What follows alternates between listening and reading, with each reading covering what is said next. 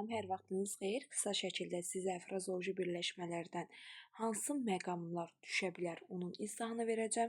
Bildiyimiz kimi frazeoloji birləşmələr tərkibcə və imtahanda qayda düşür, dəyişmir.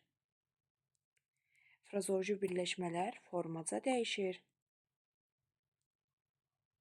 Bunun açıq şəkildə izahını frazeoloji birləşmələr başlığı ilə vermişəm. Tərkibcə dəyişmə nədir, formaca dəyişmə nədir, o izaha baxa bilərsiniz. Sadəcə mən sizə burada əsas qeydlərimi verəcəm. Daha sonra bunlar sabit birləşmələrdir. İmtahanda bunu bilməlisiniz. Çox vaxt sərbəst düşüb sizi çaşdıra bilər. Yanlışdır. Frazeoloji birləşmələrdə asılı tərəf, əsas tərəf anlayışları olmur. İmtahanda bunlar sizi çaşdıra bilərlər. Bunlar daşlaşmış birləşmələrdir. Bunu da yadda saxlayın və ən çox bizi gətirib çaşdırır nə ilə?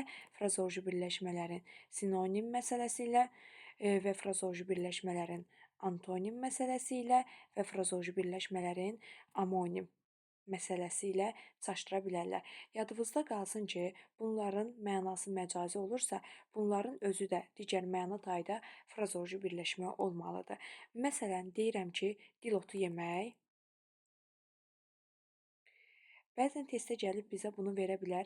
Antonimi susmaqdır. Bu yanlış qayda olacaq. Bunun antonimi susmaq verə bilməz. Çünki bu həqiqi mənadadır, bu isə məcazi mənadadır. Sizdə bunun antonimi versə isə dil otu yemək, ağzını qıfıllamaq olar.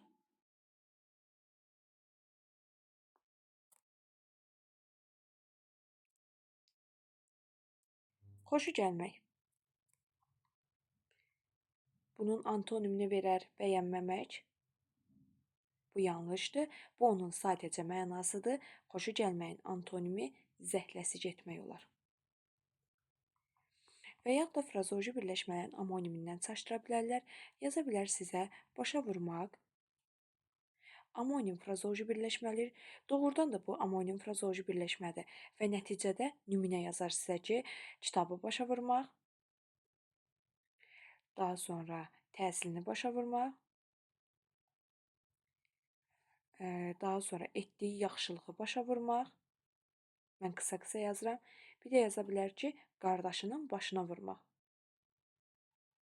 Biz bunların mənasına baxırıq. Deməli, burada təhsilini başa vurmaq məcazidir.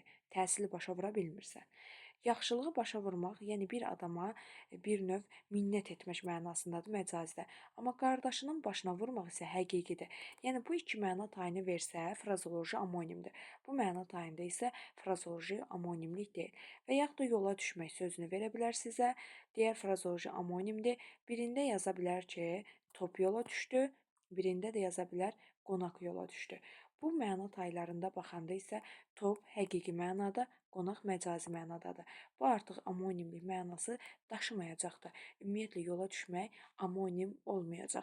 Çünki bir mənanı ifadə edəcək məcazi mənada, o da qonağın yola düşməsidir.